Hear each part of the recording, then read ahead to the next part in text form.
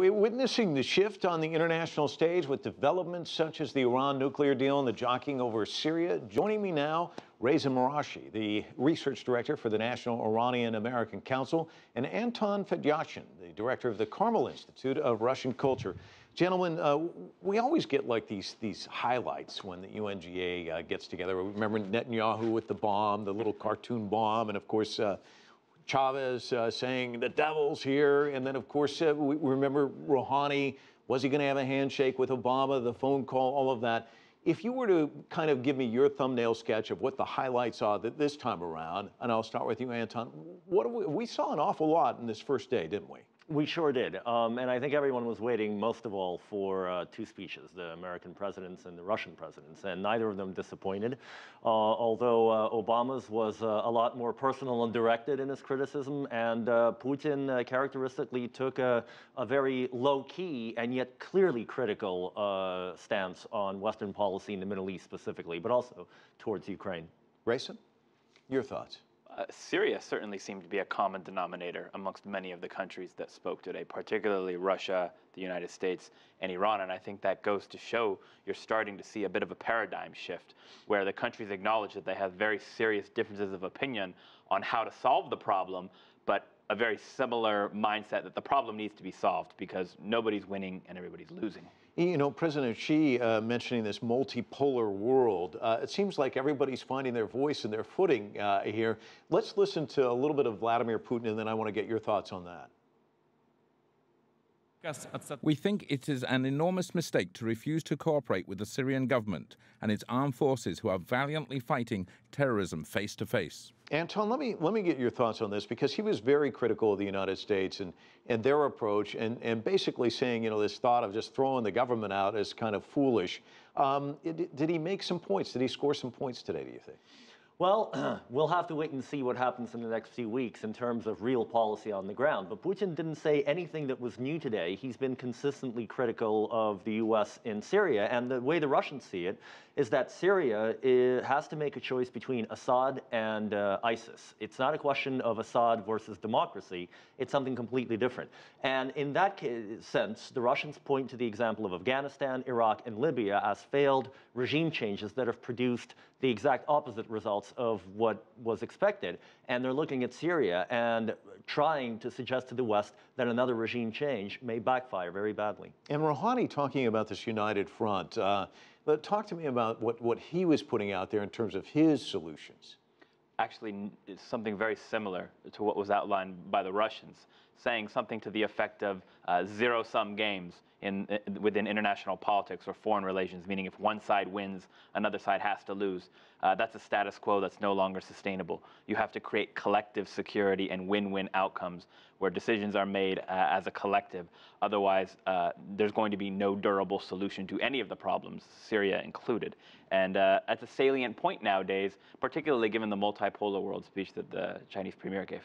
Anton, let me ask you about this meeting, because I'll tell you, the body language between these two leaders, it's just, that alone is worth 1,000 words. I mean, Obama and Putin clearly didn't really enjoy even shaking hands before this 95-minute meeting. But can there be some headway, even though there were arguments about who actually called for the meeting beforehand? I mean, still give and take between these two leaders. Yeah, absolutely. It's remarkable that they actually managed to smile for the cameras.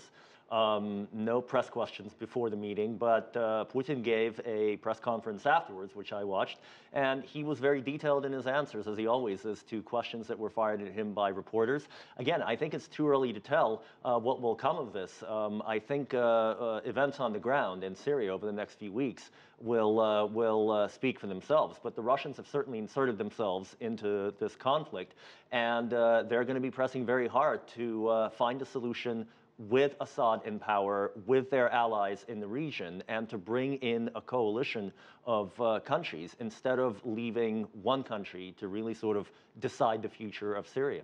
Let me talk to you about this complicated nature of what's going on the ground, because there's all these different parties, and the most interesting thing that emerged this weekend, Iraq's going to start sharing information with Russia, Iran, Syria, and yet the U.S. is aligned with them. It just seems like everything seems so murky over there. What do you make of all of this? This is the world we live in nowadays, where alliances and enmities can shift depending on the day, the week, or the month.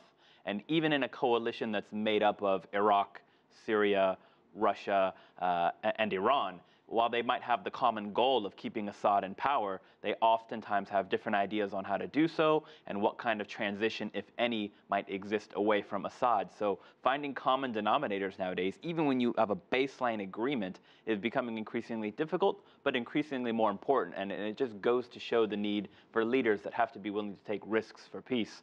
And that's really what's in short supply right now. Okay, so we've seen a little bit of that in the sense that all these major powers got together, they negotiated the Iran nuclear deal. Is that kind of the new way forward? Because Obama is saying he's willing to work with Russia and Iran on a solution. And clearly, it appears everybody's got to come together. The bloodshed's not going to end. You've got a migrant crisis in Europe as well. What's going to happen? Do you think that that's a way forward? Well, it sounded from Hollande's speech that the Europeans, the French at least, are beginning to think in terms of a long transition period with Assad in power, because I think the Europeans are realizing that the immigrant crisis that they're facing, the refugee crisis they're facing now, is going to become even worse if Assad were to leave power and the whole Syrian state were to implode. So I think with some support from Europe, the United States may move towards this sort of collective approach to Middle Eastern security, which will probably be very good. Reza?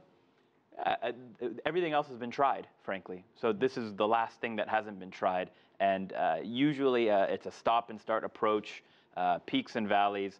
But at the end of the day, just like with the nuclear deal, after prolonged negotiations where the focus was sharpened on all sides, eventually they were able to reach that common denominator, because the alternative was so bad that it forced the leaders to make decisions that they weren't willing to make previously. Quickly from both of you, China's role on the world stage. President Xi pretty forceful about this multipolar world that, you know, all of these countries, these major powers have got to listen to the smaller countries as well.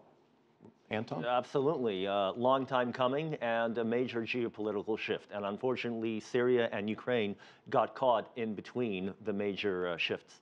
Reza, you get the final word. Well, it's going to behoove Western governments to try and figure out how they want to enter into this new era of multipolarity. And I think the degree to which they're willing to have trade-offs and diplomatic quid pro quos with countries like China, Russia, Iran, and others is going to be very telling in the not-so-distant future, because, again, there's no alternative. Gentlemen, thanks so much for coming in and providing your analysis. Appreciate it.